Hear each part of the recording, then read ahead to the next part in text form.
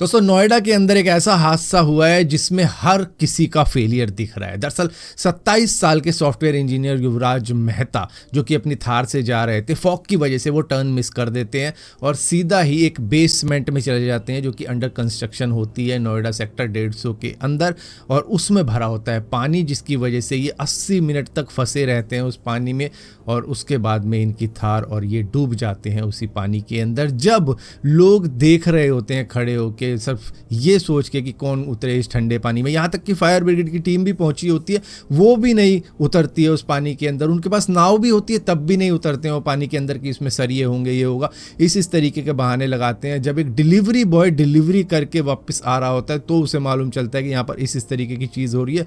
वो कोशिश करता है उसको बचाने की, लेकिन तब तक काफ़ी ज़्यादा देर हो जाती है, वो डूब चुका होता है। तो यहाँ पर ना सिर्फ फेलियर दिख रहा है नोएडा अथॉरिटी का, जिन्होंने वहाँ पर बोर्ड नहीं लगा रखा, ना कोई इंतजाम कर रखा, क्योंकि फॉग इतना ज़्यादा हो जाता है कि अगर अच्छे से लाइनिंग वाइनिंग भी हो रखी हो रोडों पे तो भी पता लग जाता है कि भैया इस तरफ पे हमें मुड़ना है। तो यहाँ पर नोएडा अथॉरिटी के ऊपर भी सवाल उठते हैं और वो जो बिल्डर थे, डेवलपर थे इस साइट के, जो कि मॉल बना रहे थे यहाँ पर, उनके ऊपर भी एफआईआर हो जाती है। एक को अरेस्ट कर लिया जाता है, दूसरे को अभी ढूंढा जा रहा है। इसी के साथ साथ अथॉरिटी साइड के जूनियर इंजीनियर को भी सस्पेंड कर दिया जाता है, टर्मिनेट कर दिया जाता है। लेकिन रात में जब फायर ब्रिगेड की टीम पहुंची होती है वहां पर, वो कोशिश नहीं करती है बचाने की और उनके ऊपर कोई भी कार्रवाई नहीं होती, क्योंकि ये जो डिलीवरी बॉय है इसी ने बताया है कि भाई इस तरीके की चीजें हुई थी। वो उतर तक नहीं रहे थे पानी में ये सोच के कि ठंडा पानी है। गाड़ी जो है 12 बजने में 15 मिनट थे जब गाड़ी यहाँ से सीधी दाग चुकी थी पानी।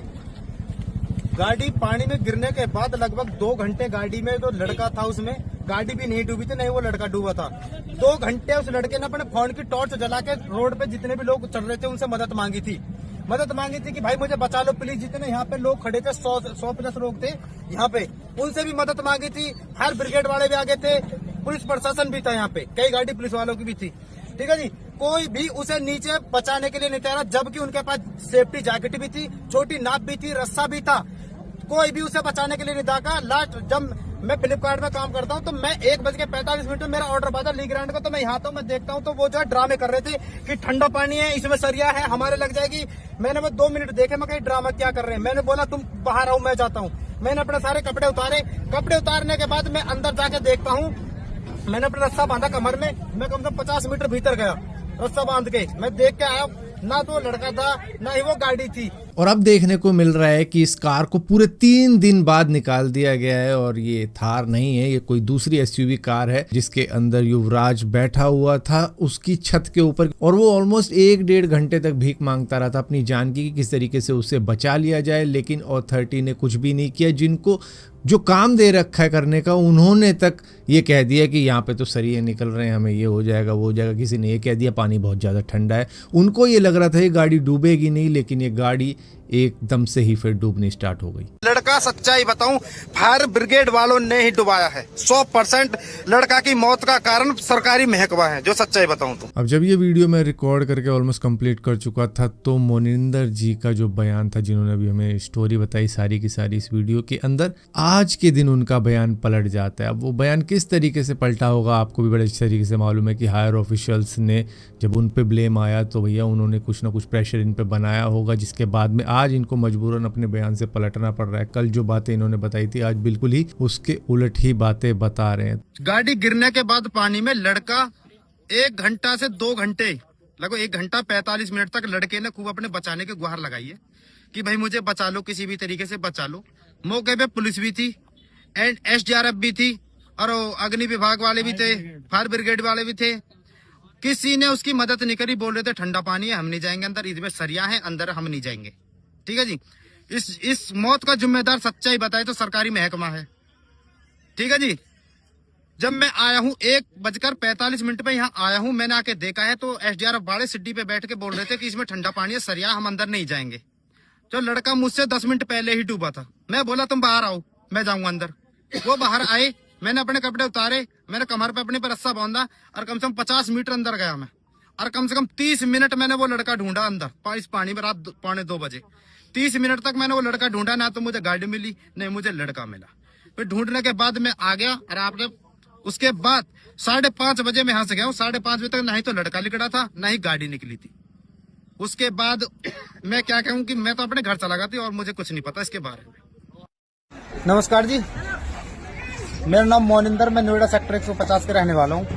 हमारे यहाँ पे जी 16 तारीख को एक घटना हुई थी। अभी एक ज्यादा धुंध के कारण एक लड़का 27 साल वर्षीय रोड से सीधा तालाब में दागे गाड़ी लेकर, तो रोड में दागने के बाद जो किसी भी तरीके से पुलिस को पता चली, 15 मिनट के अंदर अंदर वहां पे पुलिस पहुंच गई। कुछ लोग मौजूद थे, उन्होंने पुलिस को कॉल की। 15 मिनट के अंदर पुलिस पहुंचने के बाद उसने, इतने ही मैं पहुंचता हूं कुछ समय बाद, थोड़ी सी देर बाद ही, तो पुलिस अपनी कार्रवाई में लगी हुई थी।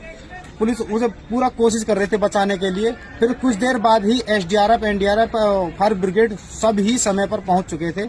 लेकिन ज्यादा धुंध होने के कारण तालाब में ना तो लड़का दिख रहा था ना गाड़ी दिख रही थी। लेकिन लड़का उन्होंने पूरी मशक्कत के बाद लगभग कुछ समय बाद ही उसे बहुत जल्दी रेस्क्यू कर लिया था लड़के को। तो चलो ये चीज़ें तो समझ में आती है कि कैसे किसी को प्रेशराइज किया जाता है, क्योंकि यही अकेला शख्स था जिसने बचाने की कोशिश भी करी थी। यही अकेला शख्स था जिसने बताया भी कि किसकी गलती है किसकी नहीं गलती है, कैसे वहां पे अथॉरिटी चुप खड़ी थी। और यही अकेले शख्स थे जो अब सामने आए और इन पे प्रेशर बनाया गया, क्योंकि पब्लिक खड़ी थी पीछे और वो इन्हीं को आगे कर रही थी कि ये बताएंगे। खुद उनमें से कोई एक आगे नहीं आया। अब इस इमेज से थोड़ा सा समझने की कोशिश करते हैं कि आखिर हुआ क्या था। दरअसल यही वो एल कॉर्नर है जहां से युवराज की गाड़ी आ रही थी और उनको यहाँ पे टर्न लेना था, लेकिन फॉग की वजह से उनकी गाड़ी सीधा ही इस तालाब में चली जाती है, जो कि एक्चुअली में एक मॉल कंस्ट्रक्शन साइट है जहाँ पर बेसमेंट के लिए खुदाई हो रखी थी ऑलरेडी ही, जिसमें पानी भर रखा था बारिश से। और ये कई सालों से प्रोजेक्ट चल रहा है, जिसके ऊपर कई बार कंप्लेंट भी हुई है कि यहाँ पर कुछ ना कुछ करना पड़ेगा, ये पानी निकालना पड़ेगा, लेकिन उसकी सुनवाई नहीं हुई थी। और इसी के साथ साथ ये इकलौता हादसा नहीं था, इससे पहले एक ट्रक भी यहाँ पर जाते जाते बचा था इस तालाब में। हालांकि उसका ड्राइवर किसी तरीके से निकल आया था बच के, वो पानी में नहीं गिरा था, लेकिन ये दीवार तोड़ के वो पार हो चुका था ट्रक, लेकिन थोड़ा सा हिस्सा ट्रक का पीछे रह गया था, जिसकी वजह से वो किस तरीके से बाहर आ गया था। ड्राइवर बैक में चढ़ के आया वो ऊपर से।